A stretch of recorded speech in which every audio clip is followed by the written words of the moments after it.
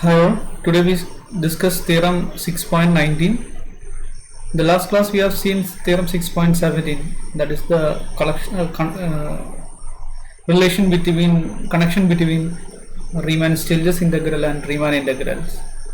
In section 6.18 there is an illustrative example, that is a physical example, something from physical science, just a relation between density, mass and volume, and that illustrates the connection between the integrals discussed in theorem 6.17. Today we discuss 6.19, the change of the variable. This is also considered as a substitution method of the integrals, especially the Riemann-Stieltjes integral. So suppose phi is a strictly increasing continuous function that maps the interval closed interval capital AB onto closed interval AB. Suppose alpha is monotonically decreasing on the small ab, closed interval small ab, and f belongs to R alpha. So f is Riemann-Stieltjes integral on AB. Define beta and g as a composition of functions phi and alpha, here f and phi.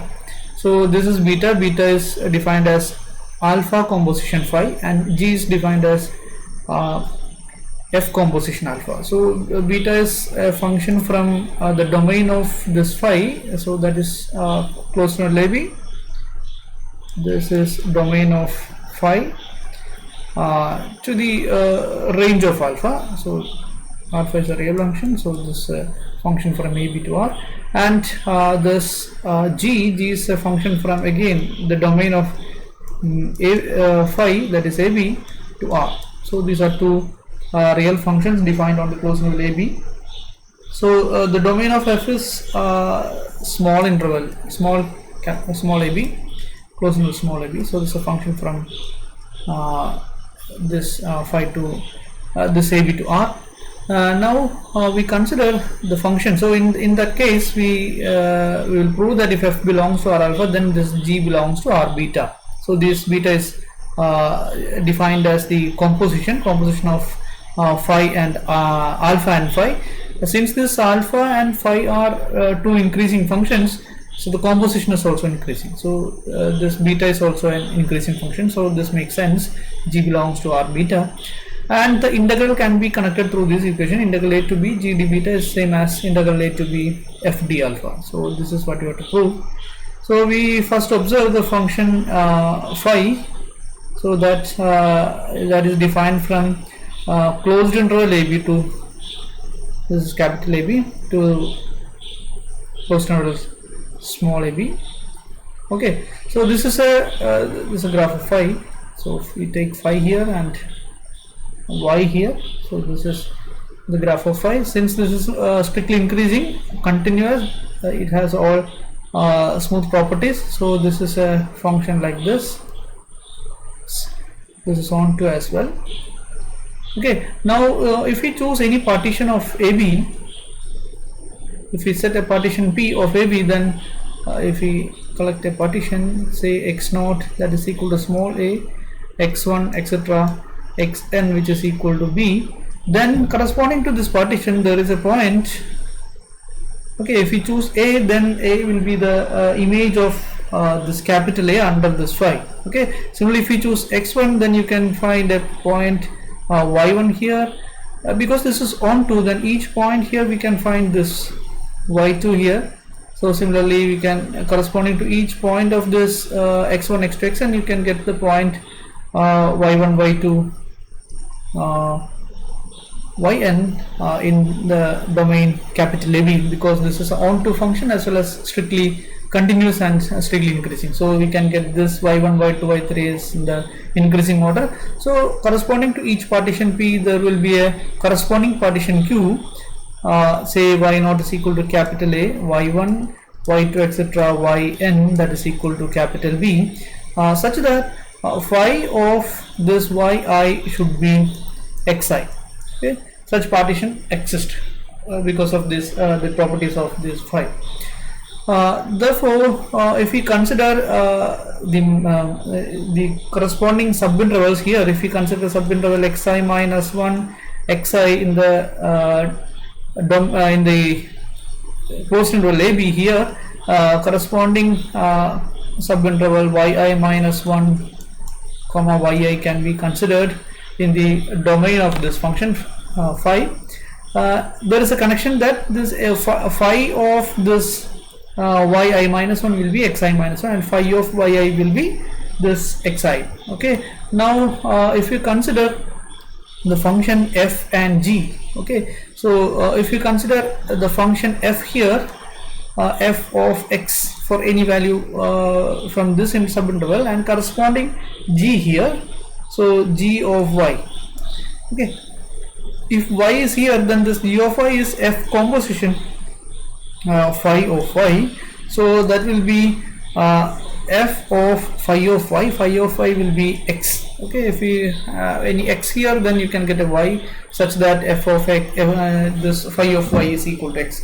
So this shows that the maximum value of f corresponding to every value in this subinterval is same as the maximum value of this g in this interval. Okay, so if this mi, capital Mi, is the maximum value of f in this, that will be same as mi star, that is the maximum value of g in this subinterval. Okay, because of this is a if we consider the subinterval here, this corresponding subinterval is here, then we can say that the maximum value attained by f in this subinterval is same as the maximum value attained by g in the subinterval because of this property.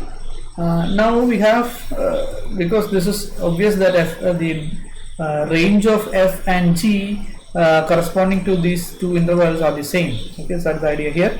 So if we consider the upper sum corresponding to u p f alpha, that will be same as the upper sum corresponding to the partition q g beta.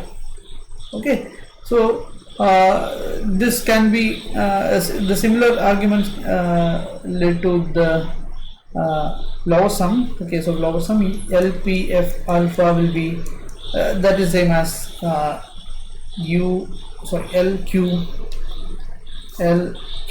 G beta. So which shows that we are given that f belongs to R alpha. Okay, that means for every epsilon greater than 0, there exists a partition P such that there exists a partition P belongs to P of AB such that UPF alpha minus LPF alpha less than epsilon. Okay, this implies the corresponding partition Q. If each partition P, there will be a partition Q. So corresponding to that partition, you can get UQG beta minus LQG beta plus always less than epsilon. But this implies the integrability of G belongs to R beta. Okay, which shows that G is also a Riemann integrable over beta. So if we consider the integrability of, or if we assume the integrability of this f, then you can get the integrability of this G also.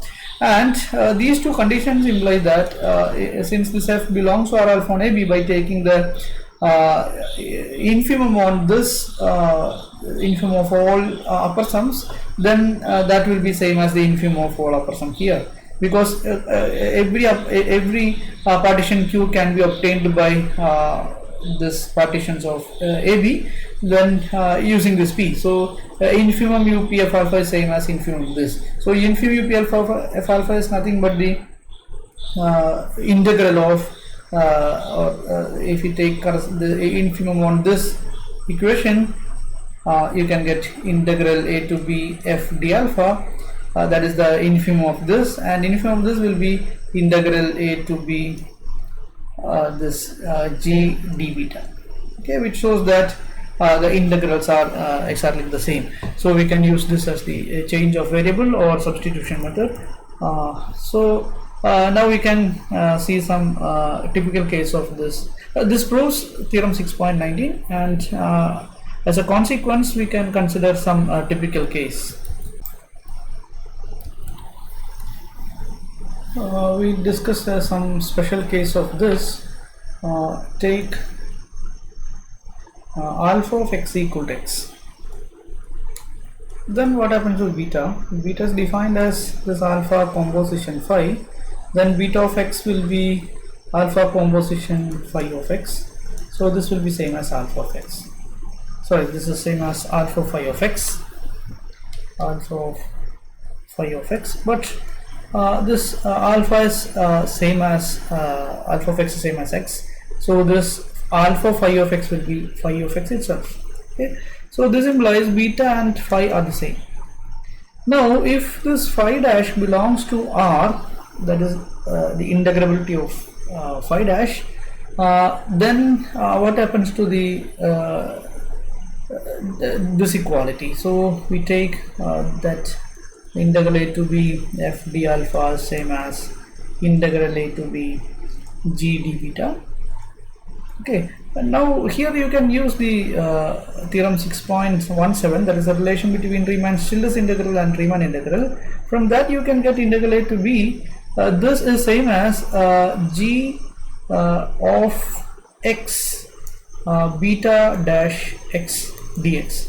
So this Riemann integral can be equated through this Riemann-Stieltjes integral can be equated through this Riemann integral. This is what we have discussed in theorem 6.17.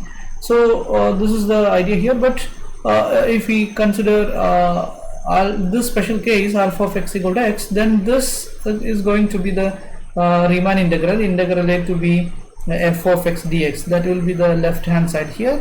And what happens to the right hand side? Right hand side will be integral a to b g of x. G of x will be that f of phi of x. But we have because we have discussed the definition of g earlier. G is equal to f composition phi. So this g of x can be written as f of phi of x. And what is beta dash x? We have beta equal to phi, then beta dash is same as phi dash. So this will be phi dash x dx. Okay, so this is the real connection between these two integrals, what we have that we have called the substitution method. Okay, in the plus 2 classes we have done so many problems with this equation. By taking this phi of x equal to u, then you can replace this quantity by du, then that will be the proper changing of the limit. You can get this is integral f of u du. So this is what we have discussed through this theorem, or we can consider this as a consequence of this theorem. Okay, so this closes this session.